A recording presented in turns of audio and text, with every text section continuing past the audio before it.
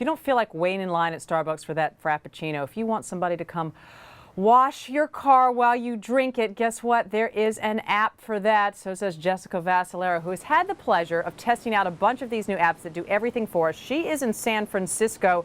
Pretty soon, Jessica, there's going to be an app that goes to work for us. At least I hope there is, right? I mean, we're heading in that direction. I mean, it's getting easier thanks to our smartphones to outsource pretty much anything we want, or to hire someone who will do pretty much anything we want. Let's tick off a few of them that you've tested and have found out there, and tell us some of the sort of mundane, everyday tasks they will take off our hands for us. Well, I think the ones that are really gaining traction for letting you sort of hire people to do chores are TaskRabbit and Zarly. And I use both regularly, not even just testing them, but as a consumer. And, you know, I use them to move things that are heavy, to pick up things that are, 45 minutes away.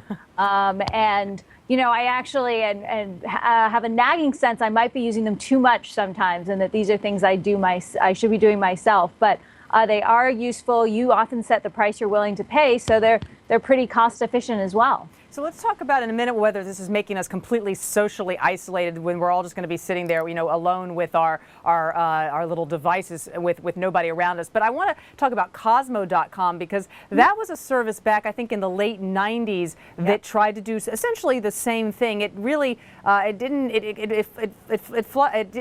get off the ground. It didn't do very well, and eventually went belly up.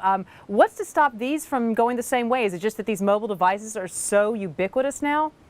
It's a great question. It's early, so we don't know. Maybe they will go the same way. But one big difference is Cosmo didn't charge for delivery. So the promise was what you wanted within an hour, within your city, for free. The current apps aren't making the same mistakes. They have, percentage delivery fees of up to 20%. So that's one big thing. The other thing is smartphones really do make a difference, in large part in managing the workers and the people who are doing the tasks. You can sort of have a very on-demand workforce where someone could look and say, oh, there's a request for a Frappuccino right near me. I'm near a Starbucks. I can do that in a second. But, those are pretty two big differences from the Cosmo days, but it's early to tell. There's a lot of hype out here in Silicon Valley, so we'll have to wait and see how they fare. Is there sort of a yellow pages online for these service apps, or do you just kind of have to hear about them haphazardly and know to go to them? Because how do you find the one that matches your needs?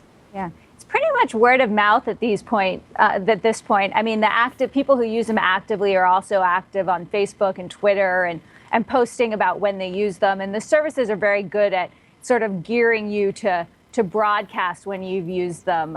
So that's the main mechanism. I'm not aware of a directory. I'd probably like to find one, though. Now, Jessica, very quickly before I let you go, did you talk to any psychologists? I'm just curious what they say about this. I mean, look, so far technology has not destroyed us as human beings, but, I wonder if there are any concerns about the fact that some of these things we used to do, like you get out and wash the car with your kids. I mean, some of these things we used to do together, now we're just going to, get someone else to come do it. Yeah, there were two main points that they raised. One is this idea of, there are always trade-offs in using technology. Going online shopping is different from going to a store, and a different experience. And just being mindful of what the trade-offs are and not being too hasty just to outsource something without thinking of, why you do it and if there is meaning to it. Also, some psychologists expressed concern about our just obsession with our phones. And this is one more thing that you can do by looking at that little screen. And often the task gives you an alert when they're nearby, so you're really glued to it.